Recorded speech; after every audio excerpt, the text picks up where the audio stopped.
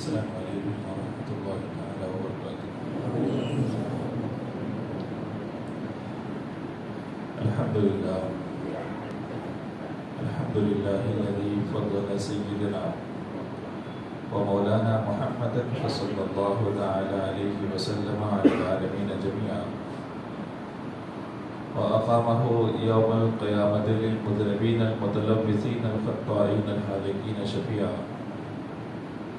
فصلی اللہ تعالی علیہ وسلم وبارک علیہ ومن هو محبوب ومرضی لدیہ صلاة تبقى وتدوم بدوام ملک الحی القیوم، ونشهد ان لا الہ الا اللہ وحدہ لا شریک له، ونشهد ان سیدنا ومولانا محمدا عبدہ ورسولہ بالہدى ودین الحق ارسلہ، اما بعد، اعوذ باللہ من الشیطان الرجیم، بسم اللہ الرحمن الرحیم، والسلام علی یوم ولدت ویوم اموت ویوم ابعث حیا، صدق اللہ العظیم وبلغنا رسولہ النبی الامین المتین الکریم، ونحن علی ذلک لمن الشاہدین والشاکرین والحمد للہ رب العالمین۔ محترم حضرات، جس آیت کریمہ کو میں نے پڑھا اس سلسلے میں کچھ عرض کرنے سے پہلے آئیے ہم اور آپ مل کر کے نہایت ہی عقیدت و محبت کے ساتھ دل کی اتھاہ گہرائیوں سے نبی پاک جناب احمد مصطفیٰ محمد مصطفیٰ روحی فدا صلی اللہ تعالی علیہ وسلم کے دربار گہربار میں با آواز بلند درود پاک پڑھنے، اللہم صلی علی سیدنا مولانا محمد وعلی آل سیدنا مولانا محمد وبارک وسلم، صلو علیہ صلاۃ و سلام علیک یا رسول اللہ صلی اللہ تعالی علیہ وسلم۔ جس آیت کریمہ کو میں نے پڑھا اس میں حضرت عیسیٰ علیہ السلام نے ارشاد فرمایا والسلام علیک، سلامتی ہو مجھ پر۔ کہا کب؟ یوم ولدت، اس دن جب کہ میں پیدا ہوا۔ اب یہ بات بالکل واضح ہے کہ کسی کے پیدائش کا دن ہو یا کسی کے وفات کا دن ہو، اسی آیت کریمہ میں آگے فرمایا وَيَوْمَ أَمُوتُ، تو موت، حیات، کسی کا پیدا ہونا اور کسی کا وصال کرنا، یہ دونوں وہ چیزیں ہیں جن کو یاد رکھا جاتا ہے۔ آدمی یوم پیدائش بھی مناتا ہے اور یوم وصال بھی مناتا ہے۔ منانا جائز ہے، یقیناً جائز ہے، بشرطے کہ منانے کے طریقے پر منایا جائے، خرافات نہ ہو، بزرگوں کے نام پر ایصال ثواب ہو، قرآن پاک پڑھا جائے، اور اگر آگے بڑھنا ہے تو نعت خوانی کی محفل کرا لیں، واعظ و نصیحت ہو جائے، ضیافت کا انتظام ہو جائے، غریبوں کو بھی اس میں شریک کر لیا جائے، تو یہ تمام چیزیں کرنا جائز ہے۔ لیکن اگر جنم دن کے نام پر خرافات ہونے لگے، گانے بجانے کا اہتمام ہو، اور وہ چیزیں جو اسلام میں جائز نہیں ہیں وہ آپ کرنے لگے، گانا گانے لگے، باجا بجانے لگے، شراب پینے لگے، ناچنے والوں کو بلا لیا جائے، فرماتے ہیں کہ وہ باعث لعنت ہے، وہ باعث لعنت ہے۔ اب جس کی پیدائش کا دن منایا جا رہا ہے، اب اس کے حق میں خیر کی امید تو نہیں کی جا سکتی، بھلائی کی امید نہیں کی جا سکتی، کیونکہ جس کام کی بنیاد ہی برائی پر رکھی گئی ہو اس سے خیر کی امید رکھنا بیکار ہے۔ تو بہرحال اتنا ضرور یاد رکھیں کہ یوم پیدائش منانا یہ جائز ہے، یوم وصال منانا بھی جائز ہے۔ رجب المرجب کا مہینہ چلتا ہے، پرسوں چاند ہو گیا، شہادت بھی آ گئی، کہتے ہیں یہ رجب المرجب مشہور ہے کن چیزوں میں؟ حضرت خواجہ کے بارے میں، خواجہ معین الدین چشتی علیہ رحمت و رضوان کے بارے میں۔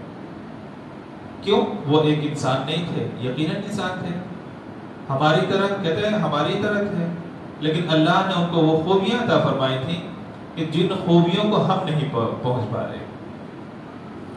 انہوں نے کبھی اللہ کی نافرمانی نہیں کی، کوئی قدم شریعت کے خلاف نہیں اٹھا، ہمیشہ اللہ اور اس کے رسول کے ساتھ محبت کرتے رہے، دنیا اور اہل دنیا سے کبھی دل نہ لگایا، اور شریعت کی نافرمانی کرنے والوں سے کبھی مفاہمت نہیں کی، اور شریعت کی فرما برداری کرنے والوں کو کبھی چھوڑا نہیں، ہمیشہ لگا کر کے رکھا۔ اپنی خانقاہ کو اللہ اور اس کے رسول کے احکام سے آباد رکھا، غریبوں کو کھانا کھلایا، مسکینوں کو پناہ عطا فرمائی، جو بھوکے تھے ان کے لیے رزق فراہم کیا، جو پیاسے تھے ان کے لیے پانی فراہم کیا۔ آج دنیا جو ہمیں سکھانے چلی ہے کہ یہ رفاعی کام ہے اور ہمیں دوسروں کی مدد کرنی چاہیے، وہ تو ہمارا آئینہ ہے جو ہم ہی کو دکھا رہی ہے، یہ تو ہمارا ہی آئینہ ہے جو ہم ہی کو دکھا رہی ہے۔ بہرحال تو رجب المرجب اسی سے مشہور ہے۔ خواجہ معین الدین چشتی علیہ رحمت و رضوان کی چھٹی شریف ابھی پیر کے دن رات کو چھٹی شریفی کا ہے معاملہ۔ کیوں مناتے ہیں؟ یوم وصال ہے، یوم وصال ہے، یوم وصال منانا جائز ہے۔ اس یوم وصال میں ہم کرتے کیا ہیں؟ آپ کہیں بھی اٹھا کر کے دیکھ لیجئے، کسی کو بھی دیکھ لیں، اگر صحیح مسلمان ہے تو وہ خواجہ کے معاملات کو سامنے رکھتا ہے، ان کی شان میں جو منقبتیں کہی گئی ہیں ان کو پڑھ کر کے سنایا جاتا ہے، قرآن پاک کی تلاوت ہوتی ہے، نعت پاک ہوا کرتی ہے، پھر ایصال ثواب ہوا کرتا ہے۔ فرماتے ہیں یہ بلا شبہ جائز نہیں بلکہ مستحسن ہے، بلکہ یہ مستحسن ہے۔ اور اگر ان چیزوں کو چھوڑ کر کے دوسری چیزوں میں پڑ جائیں آپ، خواجہ کی چھٹی کے نام پر، کہتے ہیں یہ جو رسم و رواج والی قوالیاں وہ شروع کر دیں آپ، ان کے نام پر تماشے بازیاں شروع کر دیں، فرماتے ہیں یہ جائز نہیں ہوگا۔ یہ خود شریعت کے پابند تھے، اور شریعت کے پابند لوگوں کو آج بھی پسند فرماتے ہیں، اور جو شریعت کے پابند نہیں ان کو وہ کل بھی پسند نہیں فرماتے تھے، اور آج بھی یقیناً پسند نہیں کرتے۔ یقیناً یہ وہ ہستیاں ہیں جن کے ذکر سے ہمارے ایمان تازہ ہوا کرتے ہیں، ہمارے ایمان میں قوت آتی ہے۔ آج دیکھو پورے ملک کے حالات دیکھو، پورے ملک کے حالات دیکھو، میں بھڑکا نہیں رہا ہوں آپ کو، آپ سمجھنے کی کوشش کرنا۔ کہیں حجاب کی بات آ جاتی ہے، نہیں ہے بھائی آپ نہیں لگا سکتے، ٹھیک ہے، کئی مسجدوں کے بند کرنے کی بات آ جاتی ہے کہ بند کرنا ہے، یہاں پہ یہ نہیں ہونا چاہیے، وہاں پہ وہ نہیں ہونا چاہیے۔ اب آپ سوچ کر کے دیکھو، ہم اپنے اعتبار سے نہیں، ان کے اعتبار سے، ان کی تعداد، ان کی گنتی کے اعتبار سے 20 کروڑ ہیں، 25 کروڑ ہیں، جتنے بھی ہوں کروڑوں میں آج ہیں، اس سے تو کم نہیں ہے۔ لیکن یہ بتاؤ جس زمانے میں خواجہ معین الدین چشتی علیہ رحمت و رضوان ہندوستان میں آئے تھے، اس وقت کتنے کروڑ مسلمان آباد تھے؟ آج ہم 20 کروڑ میں رہنے کے باوجود بھی ہمارا ایمان اتنا مضبوط نہیں ہے جتنا ان کا اکیلے کا ایمان مضبوط تھا۔ وہ کسی حکومت کے بھروسے پر تو آئے نہیں تھے، کسی M L A, M P اور جو دنیا دار لوگ ہوتے ہیں ان کے بھروسے پہ تو نہیں آئے تھے، وہ صرف اور صرف اللہ اور اس کے رسول کے بھروسے پر آئے تھے۔ مسلمانوں اس چیز کو دل میں بیٹھا لو، یہی ہماری بنیاد ہے، یہی ہماری بنیاد ہے۔ ہم جیتے ہیں تو اللہ اور اس کے رسول کے بنیاد پر، ایمان کامل رکھنے کی بنیاد پر، اور مرتے بھی ہیں تو اللہ اور اس کے رسول ہی کے نام پر۔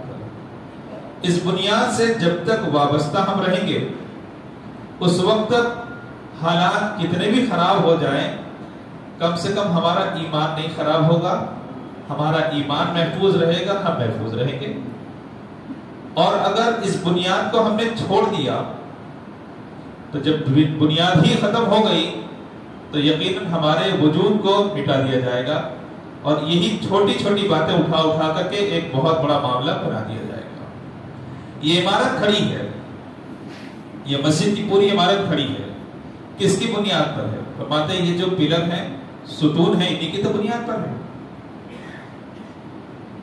اب عمارت کو اگر گرانا ہو تو ایک ایک اینٹ نکالنے کی ضرورت نہیں ہے، ایک ایک اینٹ نکالنے کی ضرورت نہیں ہے۔ یہ جو پلر ہیں، ستون ہیں، ان کو گرا دیا جائے، عمارت خود بخود گر جائے گی، عمارت خود بخود گر جائے گی۔ مسلمانوں یہی حال ہمارا ہے۔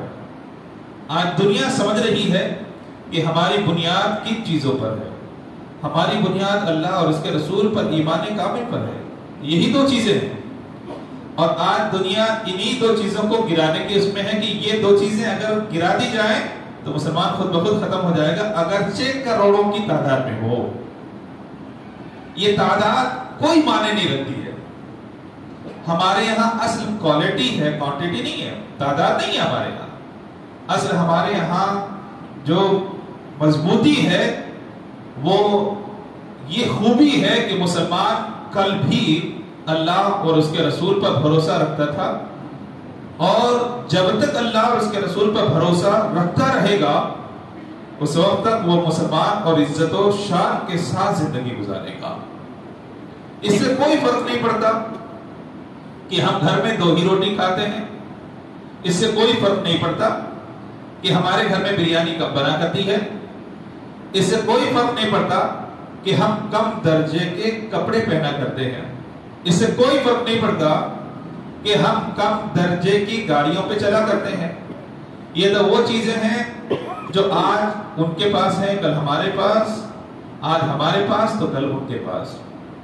یہی ملک ہے جس پر کیا ایک زمانے تک، ایک زمانہ مطلب کیا تقریباً ایک صدی 900 ساڑھے 900 سال تک مسلمان اس پر حکمراں رہے۔ اب سوال یہ ہے کہ وہ اتنے دنوں تک حکمراں رہے، آج ہم حکمراں نہیں ہیں، تو اس کا مطلب یہ تو نہیں ہے کہ ہم کو مٹا دیا جائے گا، اس کا مطلب یہ تو نہیں ہے کہ ہم ختم ہو جائیں گے۔ یاد رکھو، قوم مسلم دنیا کی وہ قوم ہے جو نہ کبھی ختم ہوئی تھی اور نہ ہی کبھی ختم ہوگی۔ یاد رکھو اس چیز کو، یہ میں نہیں بلکہ ہم جس مذہب کو ماننے والے ہیں وہ مذہب یہ گواہی دیتا ہے ایک وقت ایسا آئے گا، اور وہ کب آئے گا؟ جب سب کے ایمان مضبوط ہوں گے، اور جب تک نہیں مضبوط ہوں گے اس وقت تک نہیں آئے گا۔ آج مسجدیں گرا دی جا رہی ہیں، کوئی بولنے کے لیے روادار نہیں ہے، بڑی بڑی باتیں ہو جا رہی ہیں، کوئی بولنے کے لیے تیار نہیں ہے۔ پہلے کبھی اسی ملک میں کوئی ایک بولتا تھا تو احتجاج پہ احتجاج ہو جاتے تھے، اب تو اتنے بول رہے ہیں کہ احتجاج کرنے کا بھی دل نہیں کرتا، احتجاج کرنے کا بھی دل نہیں کرتا۔ تو یہ وہ چیزیں ہیں جن کے ذریعے سے ہمارے ایمان کی مضبوطی اور پختگی کو چھیننے کی کوشش کی جا رہی ہے، ہمارے ایمان کی مضبوطی کو چھیننے کی کوشش کی جا رہی ہے۔ لیکن یاد رکھو، مسلمان زمین پر رہتا ہے تب بھی اللہ کی عبادت کرتا ہے، پانی پر بھی رہتا ہے تب بھی اللہ کی عبادت کرتا ہے، اور آپ کی زبان میں اگر اسپیس میں بھی، اگر ہوا میں بھی رہے گا تبھی اللہ کی عبادت کرے گا۔ وہ کہیں پر بھی رہے گا وہ اللہ تبارک و تعالیٰ کی ہی عبادت کیا کرتا ہے۔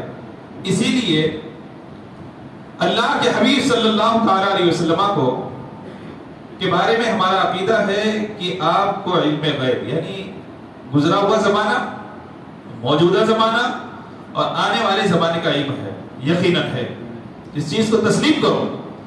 اسی لیے پیغمبر اعظم صلی اللہ تعالیٰ علیہ وسلم نے آج سے 1400 سال پہلے یہ نہیں فرمایا کہ تم مسجدوں میں ہی نماز پڑھو گے تو تمہاری نماز ہوگی، نہیں۔ پیغمبر کی نگاہ اس بات پر اور اس زمانے پر ہے، یقیناً ہے کہ ایک زمانہ ایسا آئے گا کہ تمہیں مسجدیں بنانے نہیں دیا جائے گا. ایک زمانہ ایسا آ جائے گا کہ تمہاری مسجدیں ہو سکتا ہے چھین بھی نہیں جائے. تو کیا تمہاری عبادت کا حصہ بھی تم سے چھین لیا جائے گا؟ جس کی رمق سے تمہارے دل دھڑکا کرتے ہیں، کیا اس دھڑکن کو چھین لیا جائے گا؟ نہیں. مسجدیں عبادت کے لیے یقیناً، لیکن ایسا نہیں ہے کہ اگر مسجدیں نہ ہوں تو آپ عبادت نہ کریں، ایسا نہیں ہے. مسجد نہ ہو تب بھی نماز 5 وقت کی پڑھی جائے گی. مسجد نہ ہو اس کے باوجود بھی جمعہ پڑھا جائے گا. مسجد نہ ہو تب بھی عیدین کی نماز پڑھی جائے گی. مسجد نہ ہو تب بھی روزہ رکھا جائے گا. مسجد نہ ہو تب بھی حج اور زکوٰۃ کی ادائیگی کی جائے گی. ہم مسجد کے محتاج نہیں ہیں، ہم مسجد کے محتاج نہیں ہیں. نبی پاک صلی اللہ تعالی علیہ وسلم نے آج سے 1400 سال پہلے ارشاد فرمایا، جعلت لی الارض کلھا مسجدا، پوری روئے زمین تمہارے لیے مسجد بنا دی گئی ہے. پوری روئے زمین تمہارے لیے مسجد بنا دی گئی ہے. یہ جو مسجد ہوا کرتی ہے یہ وقف ہوتی ہے، ایک مخصوص عبادت گاہ کا نام ہے. لیکن کیا کل کو مسجدیں نہیں رہیں گی تو کیا ہماری نمازیں بھی نہیں رہیں گی؟ کل بھی نماز تھی، آج بھی نماز ہے، صبح قیامت تک نماز رہے گی. صبح قیامت تک وہ نماز رہے گی. اب سنو، کہا جعلت لی الارض کلھا مسجدا، میرے لیے پوری روئے زمین مسجد بنا دی گئی. جن ممالک میں آج بھی مسجد بنانے کی اجازت نہیں ہے، کیا وہاں کے لوگوں پر نماز نہیں ہے؟ مسجد کی وجہ سے نماز فرض نہیں ہے. یہ صحیح ہے کہ مسجد نماز ادا کرنے کا ایک مقام ہے، لیکن اگر وہ مقام چھین لیا گیا تو دوسرے مقام پر نماز ادا نہیں کی جا سکتی. ایک لباس ہے آپ کا، اگر وہ لباس آپ سے چھین لیا جائے تو کیا آپ زندگی میں ننگے گھومیں گے؟ نہیں، دوسرا لباس پہنیں گے، دوسرا لباس پہنیں گے. محترم، اگر عبادت گاہیں اگر کہیں پر خدا نخواستہ اگر چھین لی گئی تو کیا عبادت نہیں ادا ہوگی؟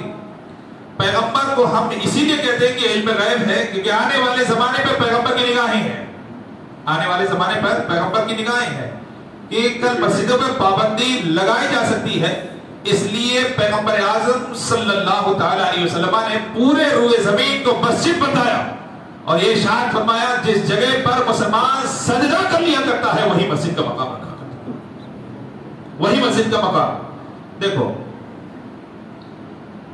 رمضان کے مہینے میں آپ نے ایک مسئلہ سنا ہوگا، مرد اعتکاف کہاں کرتا ہے؟ مسجد میں کرتا ہے نا.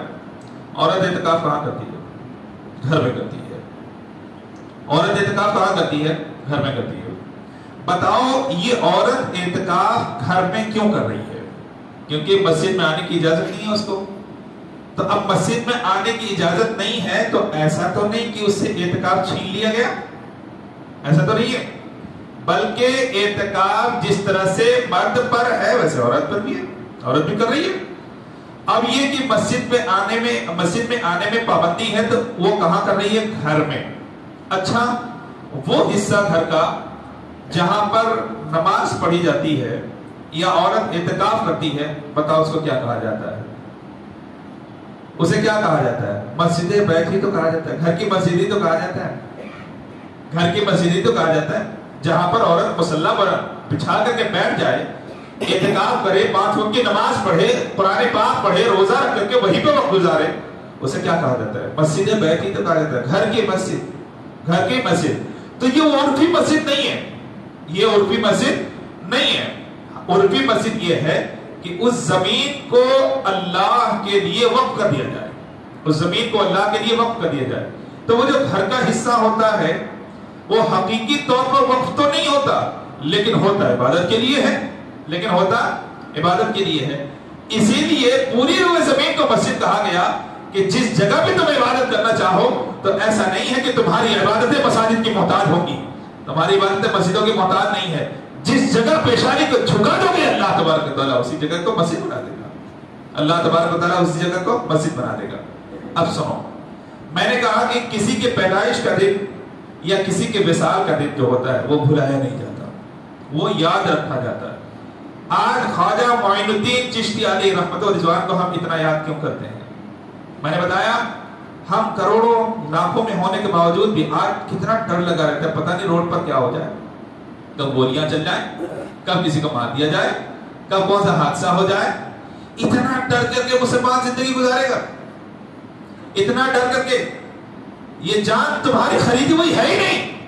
تم نے کیا قیمت دی ہے اس جان کی؟ تم نے کیا قیمت دی ہے؟ تمہارا تو ہے ہی نہیں کچھ بھی. اگر آدمی اپنی انگلیاں ایک انگلی بچانے پر آ جائے اور میرا رب چاہے کہ اس کی انگلی نہیں رہے گی تو وہ اپنی انگلی کو بھی نہیں بچا سکتا. ایک چھوٹی سی شے کو بھی اپنے جسم میں نہیں بچا سکتا. ساری زندگی کا دار و مدار کس پر ہے؟ یہ اتنا بڑا گوشت کا لوتڑا ہے. سن لو اس بات کو، پوری زندگی کا دار و مدار کس پر ہے؟ کہا گوشت کا اتنا بڑا لوتڑا ہے.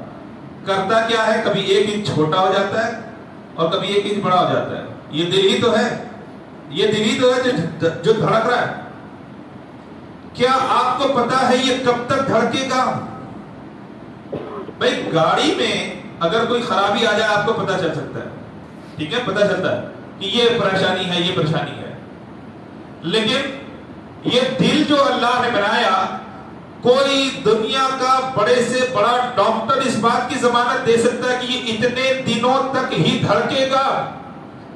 کوئی بھی ضمانت دے سکتا ہے بڑا سے بڑا؟ کہا نہیں. کہا ضمانت کون دے گا؟ کہا میرا رب دے گا. اور جب تک وہ دھڑکنے پر قدرت عطا فرمائے گا اس وقت تک یہ دھڑکے گا. یہ بتاؤ، یہ جب تک ہلتا رہے اسی کا نام تو زندگی ہے. تو ہلنے کی قوت اللہ نے کتنی عطا فرمائی ہے. دنیا میں اللہ کے علاوہ کون جانتا ہے؟ دنیا میں اللہ کے علاوہ کون جانتا ہے؟ اب اگر ہم چھوٹی چھوٹی باتوں سے ڈرنے لگے اور دنیا ہم کو ڈرانے لگے تو یاد کرو اس وقت کو جن کی چھٹی ہم منایا کرتے ہیں.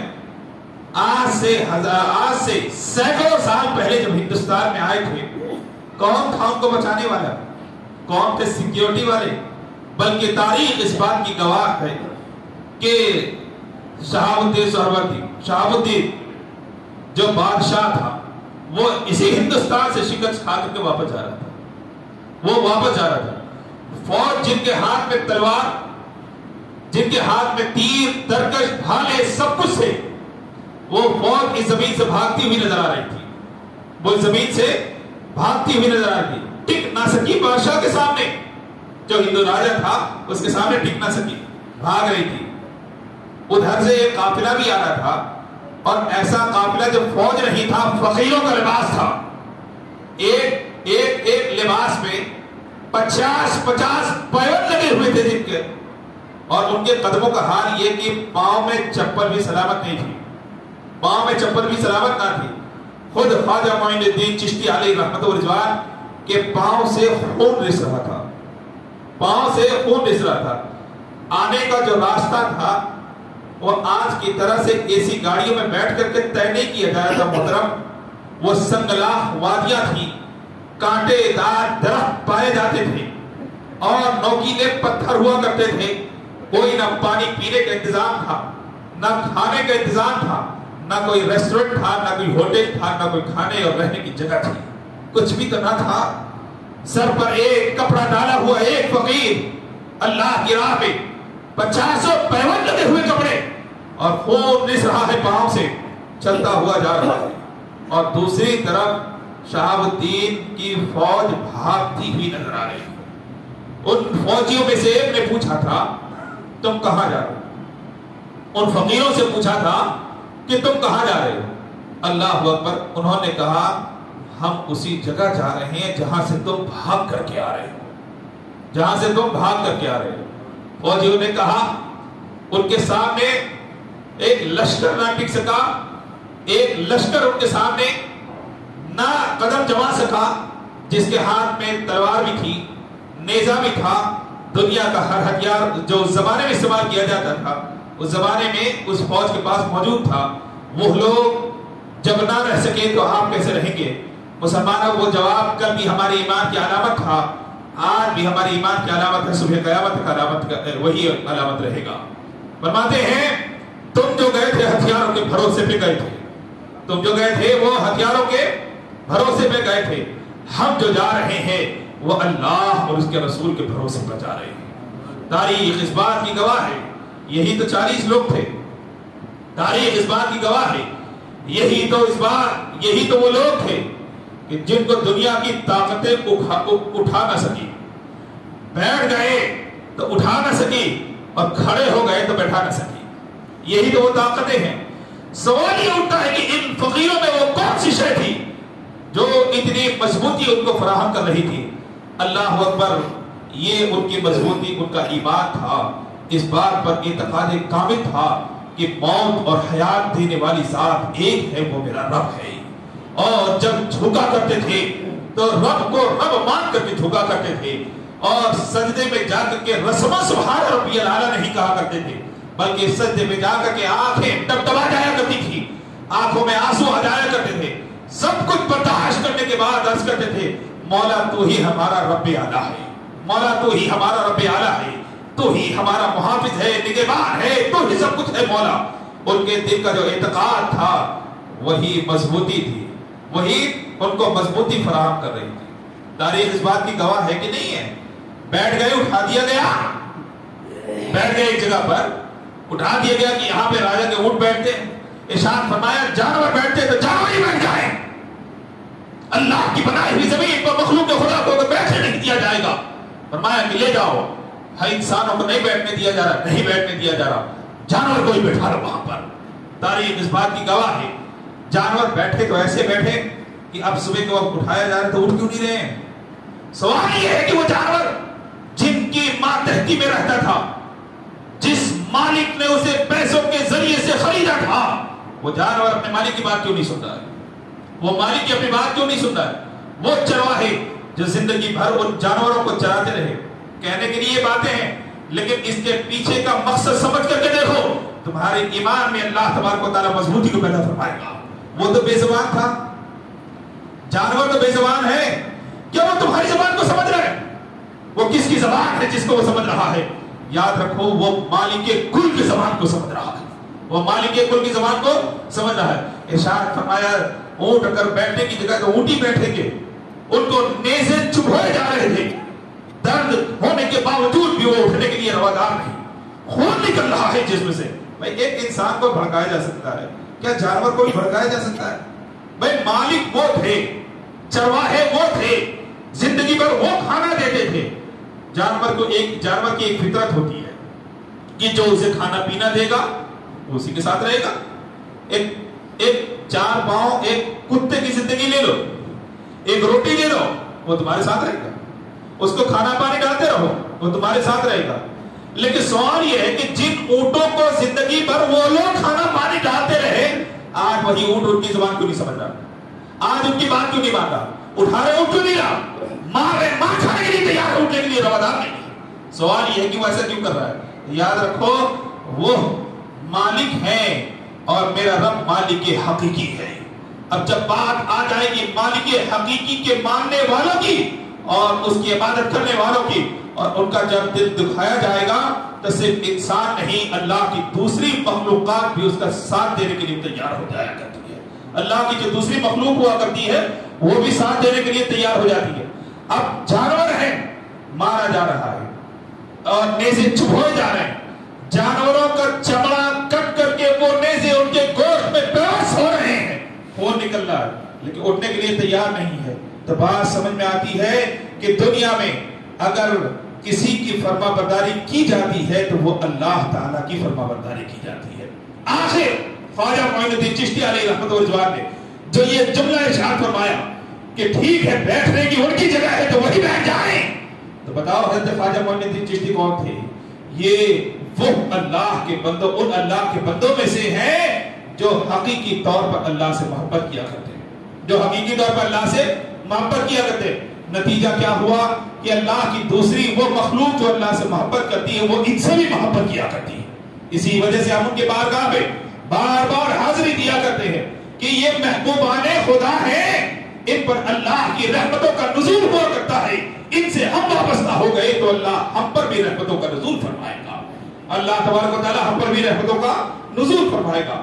آپ سوچ کر کے دیکھو اتنی بڑی تعداد میں ہونے کے باوجود بھی ہم ڈر جایا کرتے ہیں۔ ان کے دل میں کبھی خوف کیوں نہیں آیا؟ ان کے دل میں کبھی ہراس کیوں نہیں آیا؟ ان کا کبھی دل ڈرا کیوں نہیں؟